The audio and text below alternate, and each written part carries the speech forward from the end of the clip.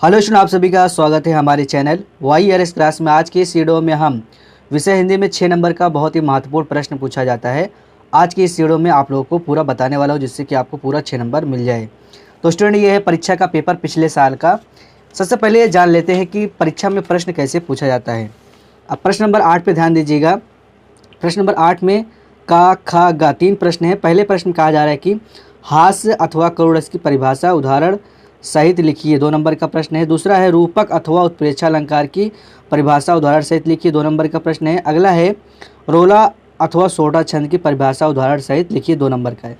इसमें अथवा अथवा करके दिया है, मतलब कि जैसे पहले देखिएगा, पहले कह रहा है कि हास्य अथवा करुड़स की परिभाषा उदाहरण से, मतलब अथवा करके, चाहे हम हास्य रस का लिखें चाहे करुड़स का, मतलब 2 दिया है, दोनों में से एक का लिखना है। इसी तरह का इसमें भी 2 दिया है, 2 में से एक लिखना है। इसमें भी 2 दिया है, 2 में से एक लिखना है। मतलब सभी का एक का परिभाषा और उदाहरण सहित लिखना है, मतलब दोनों में से एक लिखना है बस। तो आइए आज हम सभी का जो है परिभाषा सहित जो है उदाहरण जान लेते हैं। पहला है हास्यरस। तो यहाँ पर हास्यरस लिखेंगे और यहाँ पर हेडिंग डालेंगे परिभाषा। परिभाषा लिखेंगे नीली पेन से। हास्यरस का अस्थायी भाव हास होता है। किसी व्यक्ति के विकृत रूप, आकार, वेशभूषा आदि को देखकर हृदय में जो विनोद का भाव उत्पन्न होता है वही हास्यरस कहलाता है। ये हो जाएगा हास्यरस का परिभाषा। उसके बाद उदाहरण यहाँ पर काली पेन से लिखेंगे, नीली पेन से उदाहरण लिख देंगे। यहाँ पर शीश पर गंगा हंसे, भुजनी भुजंगा हंसे, हास ही को दंगा भयो नंगा के विवाह में। इस तरह से ये हमारा हास्यरस पूरा कंप्लीट हो जाएगा। अगला है करुड़स। करुड़स भी लिखेंगे, यहाँ पर लिखेंगे करुड़स, हेडिंग डालेंगे परिभाषा। परिभाषा में हम लिखेंगे इसका अस्थायी भाव शोक होता है। शोक नामक अस्थायी भाव जब विभाव, अनुभाव तथा संचारी भाव से सहयोग करता है तो करुड़स की निष्पत्ति होती है। ये हो गया परिभाषा। परिभाषा के नीचे हम उदाहरण भी लिख देंगे। उदाहरण यहाँ पर काली पेन से लिखेंगे, नीली पेन से लिखेंगे। मणि खोए भुजंग सी जन्नी, फनसा पटक रही थी शीश, अंधी आज बनाकर मुझको किया न्याय तुमने जगदीश। तो स्टूडेंट, ये हो गया हास्यरस और करुड़स का परिभाषा उदाहरण सहित। अब हम अगला देख लेते हैं रूपक, उत्प्रेक्षा और उपमा अलंकार का परिभाषा उदाहरण सहित। तो पहला है उपमा अलंकार।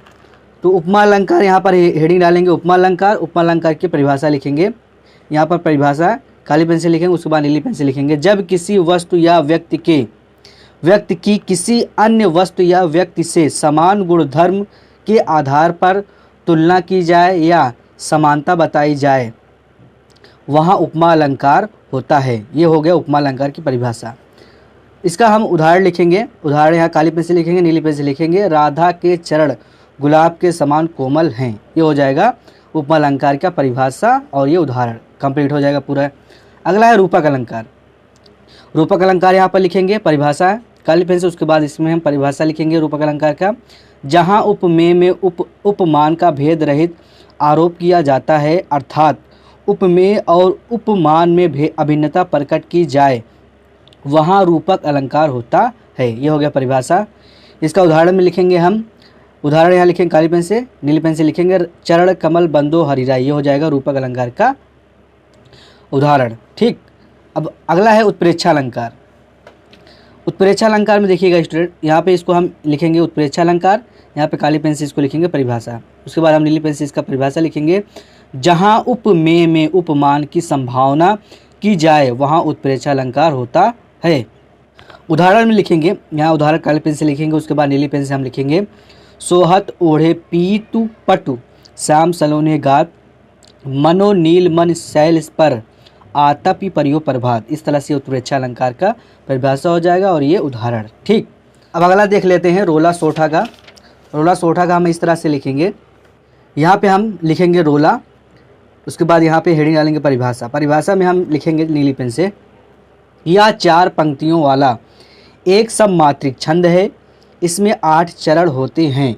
इसके प्रत्येक चरण में 11 और 13 के विराम यति से 24 मात्राएं होती हैं। ये हो जाएगा परिभाषा में। इसका उदाहरण लिख देंगे। उदाहरण यहाँ पे उदाहरण नीली पेन से लिखेंगे। जीती जाती हुई जिन्होंने भारत बाजी, निज बल से बल मेट विधर्मी मुगल कुराजी, जिनके आगे ठहर सके जंगी न जहाजी, हैं ये वही प्रसिद्ध छत्रपति भूप शिवाजी। ये हो जाएगा रोला का परिभाषा और ये हो जाएगा उदाहरण। ठीक। अगला है सोठा। यहाँ पे लिखेंगे सोठा। यहाँ पे लिखेंगे परिभाषा। परिभाषा में हम नीली पेन से लिखेंगे, यह एक अर्धसम्मात्रिक छंद है। इसके पहले और तीसरे चरण में 11-11 तथा दूसरे और चौथे चरण में 13-13 मात्राएं होती हैं। जो हो जाएगा परिभाषा।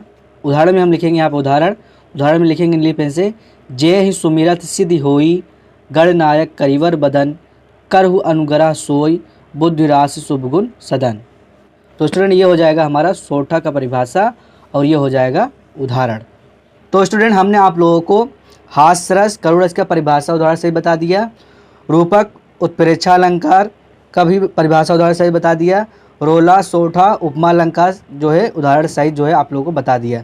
तो सभी जो आप लोग कॉपी में अच्छे से लिख लीजिएगा और याद कर लीजिएगा, क्योंकि ये सभी प्रश्न हर साल पूछे जाते हैं, इसमें कोई चेंज होता नहीं, ऐसे सेम टू सेम पूछा जाता है 2+2+2 जैसे कि, जिससे कि आपको जो 6 नंबर पूरा मिल सके। तो उम्मीद करता हूँ आप लोगों को यह वीडियो पसंद आया होगा। वीडियो पसंद आया वीडियो को लाइक कर दें, सब्सक्राइब कर दें। मिलते हैं अगली वीडियो में, तब तक के लिए थैंक यू।